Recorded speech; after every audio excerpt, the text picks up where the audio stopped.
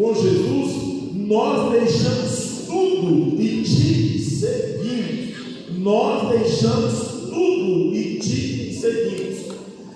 Esse texto em que Pedro fala essas palavras é uma continuação daquele texto clássico que nós conhecemos do jovem rico. A Bíblia conta que parece diante de Jesus naqueles dias um jovem que era rico e pergunta para Jesus: Senhor, o que faremos para herdar a vida eterna? O interesse daquele jovem era nobre, o desejo que havia no seu coração era maravilhoso. Ele queria herdar a vida eterna. E Jesus, irmãos, vai falando com aquele jovem coisas que precisavam ser feitas para alcançar a vida eterna.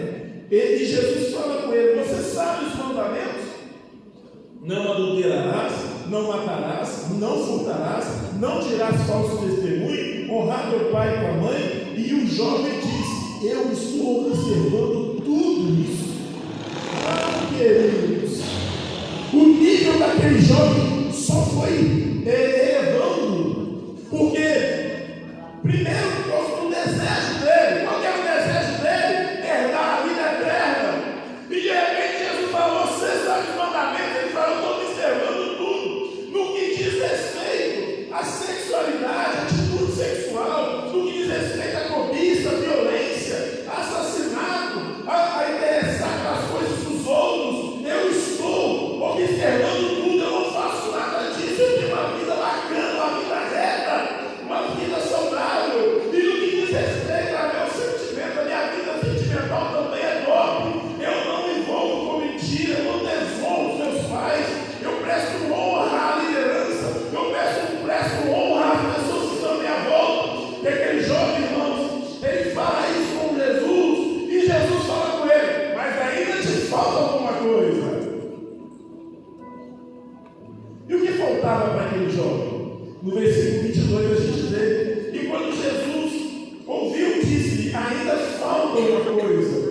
Vende tudo que tens, reparte aos pobres, e terás um tesouro no céu, e vem e siga-me. O que faltava para aquele jovem, irmãos? Faltava para ele ter coragem de abrir mão das suas conquistas pessoais, vender tudo, e estar disposto a abrir mão de tudo por Jesus, trocar tudo por Jesus. Você está disposto a abrir mão de tudo? E outra coisa, faltava para aquele jovem abandonar o egoísmo. Ele dá para os pobres. Para quem? Para os pobres. Dá para os pobres. Mas quem são os pobres? Os pobres, irmãos, nem sempre são pobres por causa de uma situação, circunstância na vida. Nem todos são. A maioria dos pobres são pobres porque querem ser pobres. Tem gente que usa a pobreza como vantagem para a vida. Tem gente que gosta de ser pobre. O pobre é aquele que não estudou quando a mãe mandou ele estudar. O pobre é aquele que não trabalhou quando alguém mandou trabalhar. O pobre é aquele que resolveu ir para a rua. Irmãos, quantos moradores de rua que a gente vê aí que estão vivendo uma vida miserável. Eles são às vezes estudados, têm família, têm recursos, têm condição, mas eles querem ser pobres. Jesus fala: pega todas as suas conquistas, aquilo que você trabalhou, aquilo que você estudou, aquilo que você investiu, aquilo que você sacrificou a vida inteira, e dá para os pobres, dá para essas pessoas. Depois ele segue. Jesus estava falando uma lição para ele de abrir mão do egoísmo e também de olhar para aquele que tem necessidade. Vende, dá para os pobres. E depois ele me segue. Quando Jesus fala: vem e segue, Jesus estava falando: e abandona as suas tradições, abandona a sua segurança, abandona aquilo que está te mantendo seguro. Ele tinha uma casa, ele tinha um lugar, ele tinha família, ele tinha um estilo de vida. Jesus fala: larga tudo isso e vem e segue. Belém. O rapaz era nobre, não era qualquer um.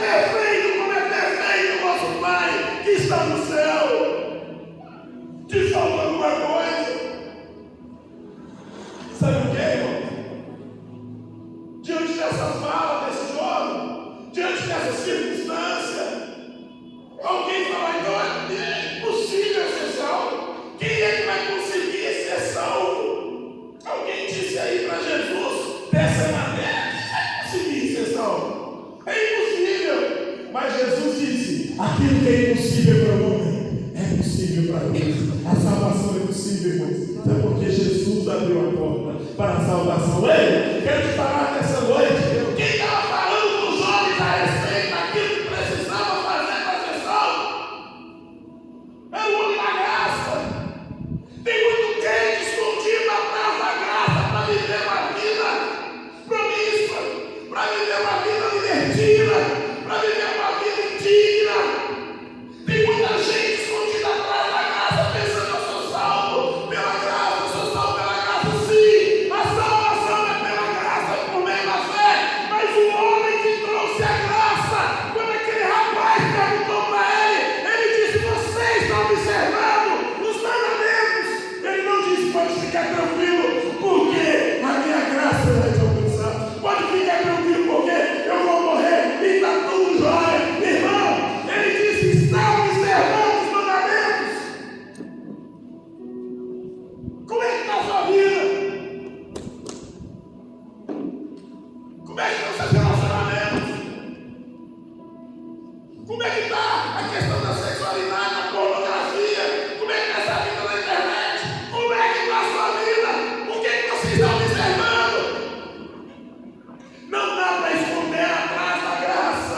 Não dá para esconder atrás de nada. Porque o próprio Jesus, o homem que trouxe a graça, sempre vai dizer para você: melhor, te falta alguma coisa. Te falta alguma coisa. Os discípulos, por sua vez, vendo aquela situação toda, vendo o jovem que ficou triste, a Bíblia conta para nós: aquele jovem abaixou a cabeça e se entristeceu, porque ele tinha que abrir mão de alguma coisa. Ei, irmão, às vezes a gente aperta o pé um pouquinho mais, a gente cobra um pouquinho mais, e aí ele já logo abandona, ele se entristece, ele abaixa a cabeça e vai embora. Esse jovem viveu exatamente isso. Ele abaixou a cabeça, ele se entristeceu e ele foi embora. Mas os discípulos pegou o gancho e falou: ei, Senhor, nós estamos aqui e nós deixamos tudo e te seguimos. Não foi o texto que nós lemos? E deixaram mesmo. E deixaram mesmo. A Bíblia conta, a história conta. Pedro, Tiago e João eram pescadores. Eles eram habilidosos na pesca. Tinham uma vida boa por causa da pesca. A pesca por aqueles dias dava um bom recurso, principalmente para quem tinha um barco. Pedro era o dono do barco. Eles tinham um barco, eles tinham equipamento de pesca, tudo. Eles eram ricos. Gente, eu vou lá em Lagoa do Meio de vez em quando. Eles vivem de peixe. Eu chego lá um dia, está lá com a estradinha velha, outro dia está com a estrada 0 km, outro dia tem um caminhão, outro dia é barco que está lá. Gente, peixe dá dinheiro. Naqueles dias, irmãos, então, que eles viviam mais de peixe do que de carne de boi, porco e galinha, como nós vivemos hoje. Muito mais dava dinheiro naquela época. E Pedro, Tiago e João, quando encontraram com Jesus, ele disse: larga tudo, porque a partir de hoje eu farei de vocês pescadores de homens. E eles largaram tudo e seguiram Jesus.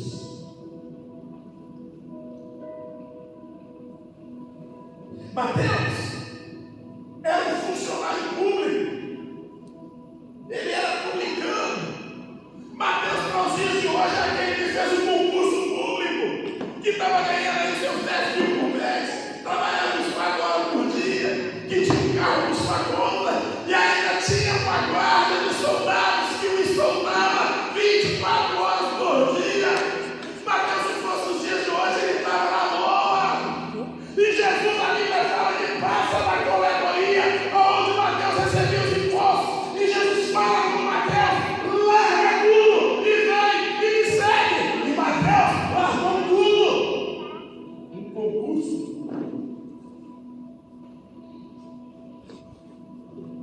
Funcionário romano.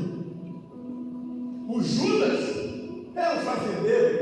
Judas Tadeu, não Iscariotes.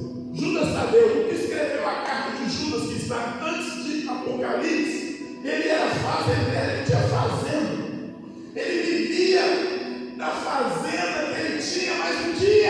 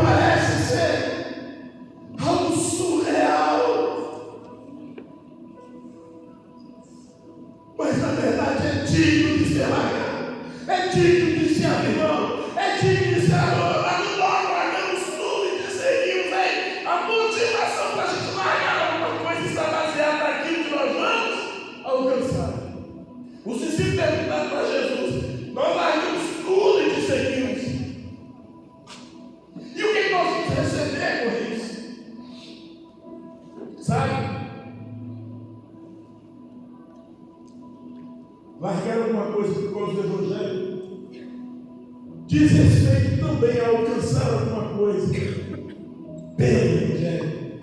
E três coisas que nós podemos desejar, precisamos almejar, desejar, alcançar, e que deve ser fator motivador para nós deixarmos alguma coisa. A primeira delas é a salvação, a segunda delas é a frutificação no reino de Deus, e a terceira delas é a intimidade com Deus.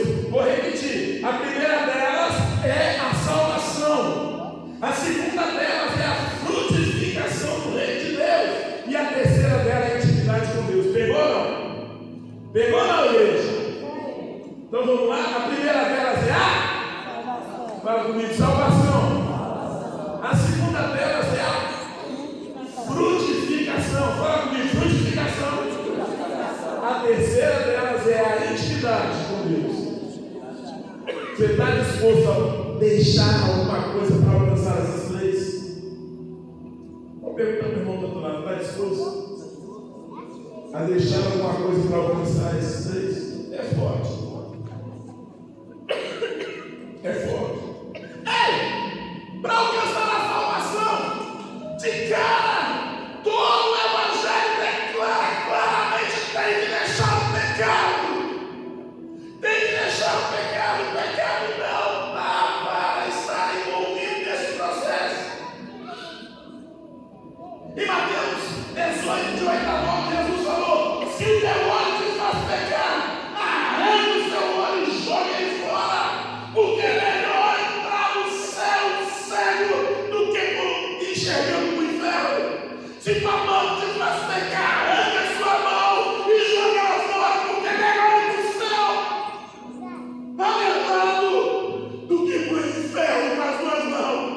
Se os teus pés te fazem pecar, arranque o seu pé. É melhor ir para o céu faltando um pé do que ir para o inferno com as próprias pernas. Fala para mim, contando aí. É melhor ir para o céu alegrando do que ir para o inferno com as próprias pernas.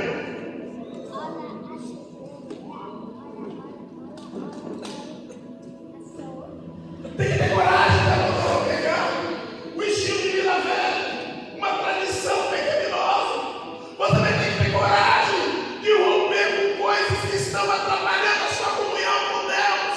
Você vai ter que ter coragem de abrir mão de coisas que estão ocultas na sua vida. Porque no que diz respeito, irmãos, a igreja, a congregação, a igreja agora já não tem um controle total dos seus membros. Em se tratando de correção e disciplina e tal, porque a coisa está tão estranha nos dias de hoje. Mas eu quero te dizer uma coisa: a Bíblia diz: segui a paz e a santificação, sem ela ninguém verá a Deus.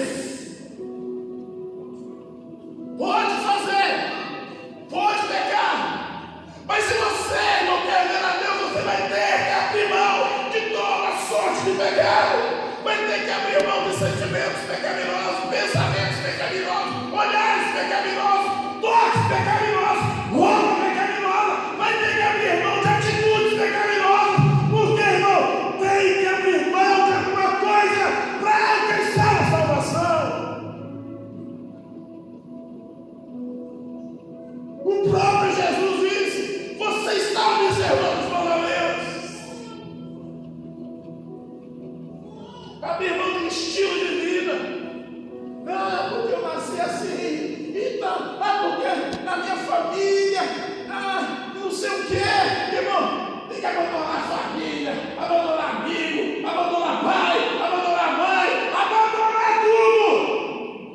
Tudo. Os apóstolos disseram: nós deixando tudo e te seguimos.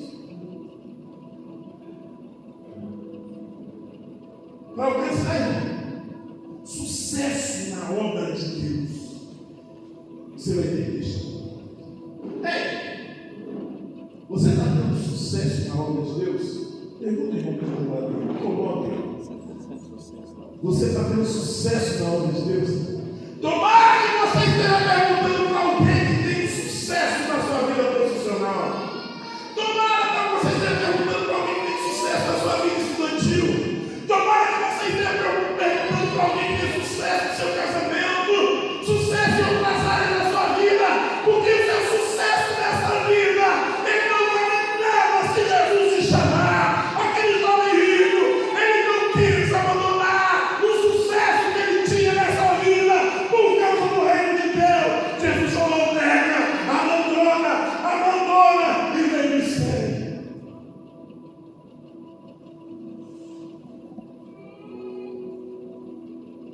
sucesso do ministério, porque você foi criado por Deus com propósito. Ninguém foi criado simplesmente por ser criado.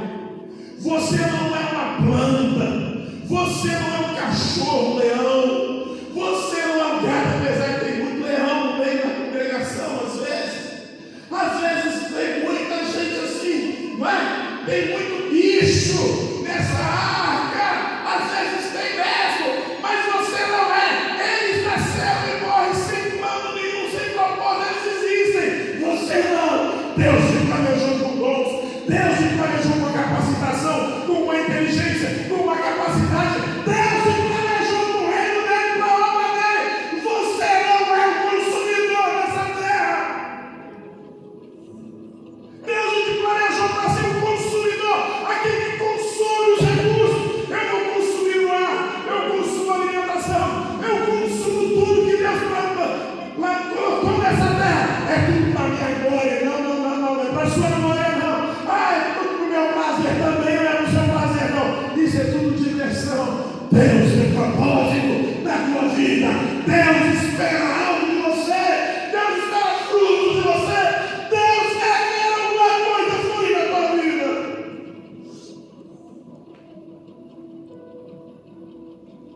Mas você só vai conseguir ter uma vida cristã frutífera se você tiver coragem de abandonar alguma coisa.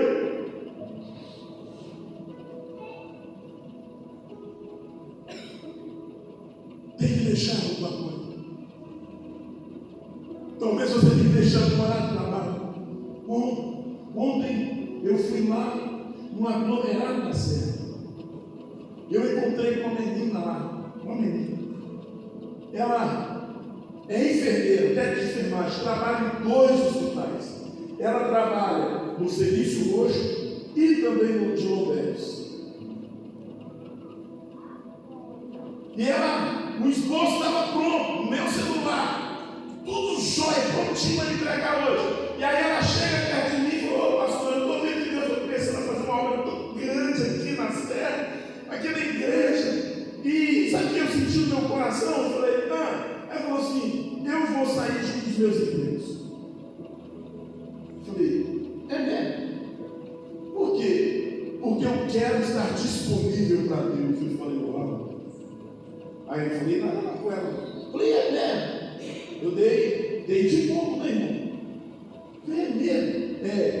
Aí eu falei assim: mas os dois você ganha igual? Não. Eu falei: um ganha mais que o outro.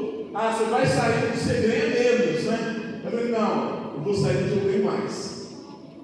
É mesmo? É, porque é o que mais me dificulta fazer a obra de Deus.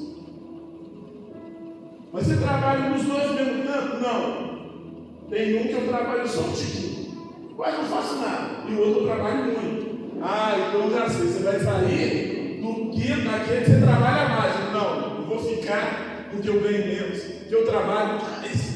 Eu falei: meu Deus. Eu falei: e aí, o que você acha, pastor? Eu falei: eu desconversei e saí de perto. Eu não quis falar nada com ela na hora, eu fiquei pensando naquele negócio, mexendo meu coração, mexendo, e eu meditando aquilo na mensagem de hoje, meditando. E aí, na hora de ir embora, ela voltou e falou: e aí, pastor, o que você acha? Eu estou pensando assim: irmã, amanhã eu vou pregar, sabe o quê? Lucas 18, 28, nós deixamos tudo e te seguimos. Isso você vai fazer a coisa mais nobre que existe no reino de Deus. Isso é Deus. É Deus. Irmão, para alguém deixar o serviço, só pode ter 2 motivos: ou é Deus ou é preguiça. Pegou não? Pegou não? Ou é Deus ou é preguiça. O caso dela é Deus. Tem gente que deixa por a preguiça e fala que é Deus, não fala nada nem da obra de Deus e nem da obra dos homens. Ai, irmão, a gente tem que deixar alguma coisa. Deixar, irmãos, deixar, abrir mão, investir mais tempo no reino, investir tempo. Nós precisamos de um ministério de sucesso, um ministério de frutificação, um ministério agradável a Deus. Como é que vai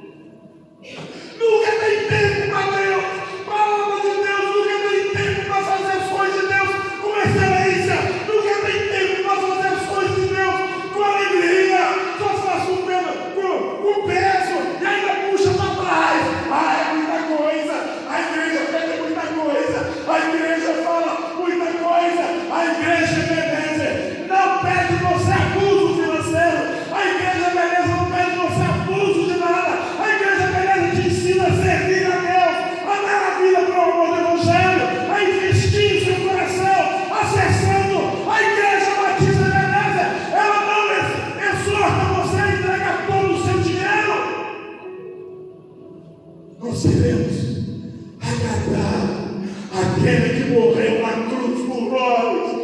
Qual é a cara que nós temos diante da cruz, onde Jesus entrega tudo por nós, a própria vida, e nós não temos coragem de entregar nada por Ele?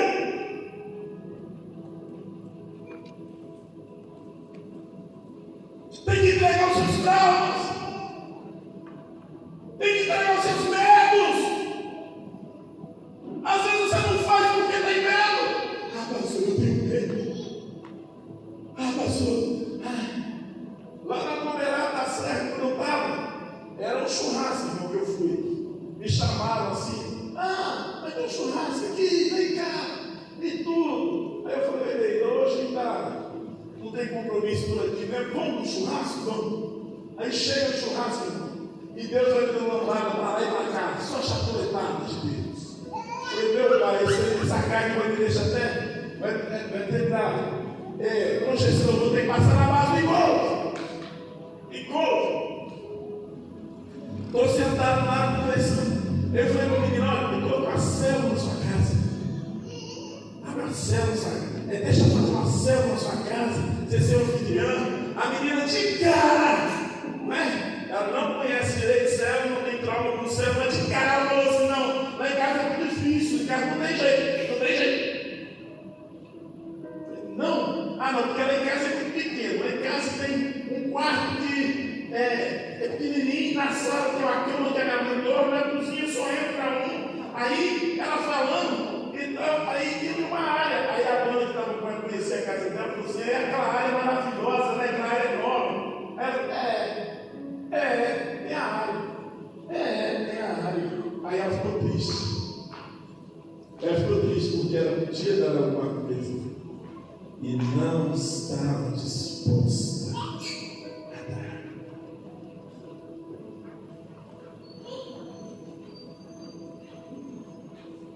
Ficou triste. Irmão, nós somos crentes, somos servos de Deus. Nós estamos fazendo essa campanha de oração aqui, irmão, isso é o mínimo. O mínimo. Eu vi aí na folha de oração, eu vi 3 nomes, parece, que fizeram, colocaram, que te conheceram. O culto aqui tinha umas 30, 40 pessoas. 3 pessoas colocou o nome. E quando eu estava na Pomerada da Serra, eu estava pensando lá, que naquele momento, eu subindo, eu vi os rapazes com o radinho, comunicando. Com certeza todo mundo sabia que eu estava lá. A biqueira funciona 24 horas por dia. Tem gente lá nos pontos para entrega, para a vida, para cobrança. Tem os soldados deles, 24 horas por dia, estão dispostos a morrer pelo tráfico, a morrer pelo chefe, pelo patrão. Eles falaram: o patrão de lá de baixo é fulano, o patrão daqui de cima é o Bertrand. Eles comentaram lá, e eu pensando: o tráfico está acontecendo agora, e a gente está aqui com o churrasco, meu Deus. Não que o meu churrasco fosse o problema. Mas quando terminou aquilo ali, o dono da casa falou assim: foi muito bom, a gente tem que fazer isso aqui quase toda semana, é bom demais. E o tráfico comendo. A gente tem que jejuar toda semana, a gente tem que orar toda semana, a gente tem que chorar pelas almas toda semana, a gente tem que pagar o preço toda semana, a gente tem que deixar alguma coisa pelo reino de Deus toda semana. Quando está pensando, de repente aparece um helicóptero da polícia rodando em cima da gente no farol lá. Eu falei: meu Deus, agora. Aí vão no aplicativo que eles têm lá olhando.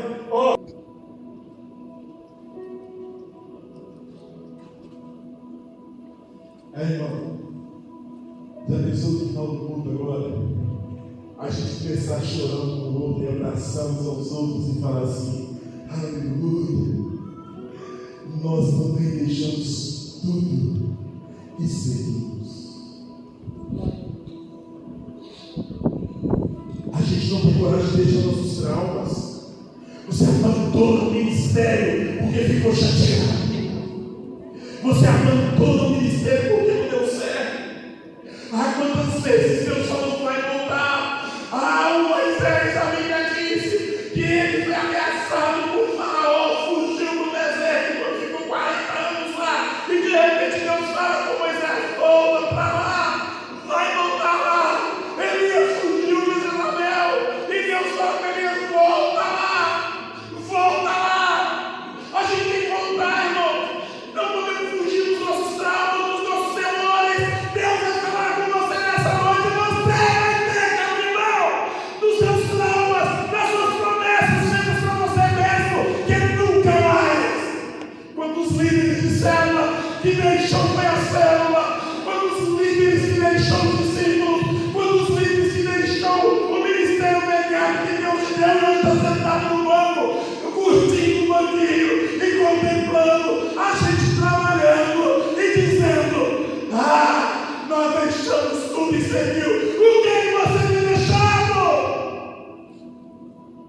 A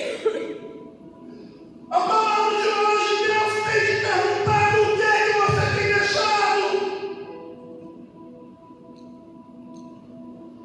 O que você tem deixado para frutificar no reino de Deus? O que você tem deixado para ser útil no reino de Deus? O que você tem deixado para dar fruto para a glória de Deus? O que você tem deixado? Pergunta o irmão aí do outro lado, eu só conheci aí. Você já criticou o João Henrique? Já falou mal do João Henrique?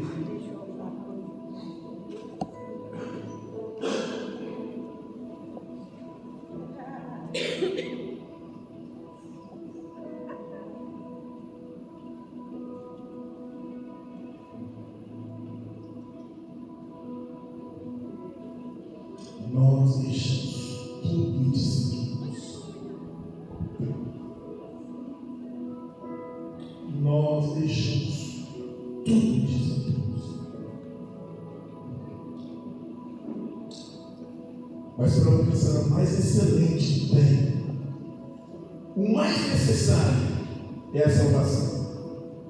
O mais gostoso é a frutificação. O mais excelente, o inegociável e indispensável é a intimidade com Deus. O que você está disposto a deixar para ter mais intimidade com Deus, mais comunhão com Deus? Ele não vai aceitar dividir glória, Ele não vai aceitar dividir tempo, Ele não vai aceitar dividir espaço. O que você está disposto a deixar lá para estar mais com Ele, para desfrutar mais dele? Os discípulos iam deixando tudo e andavam atrás dele. Ali eles viram a transfiguração, ali eles viram andando sobre o mar, operando milagres. Ah, que privilégio! Ali eles ouviam os ensinos mais profundos, a revelação dos ensinos mais incríveis. Ah, eu não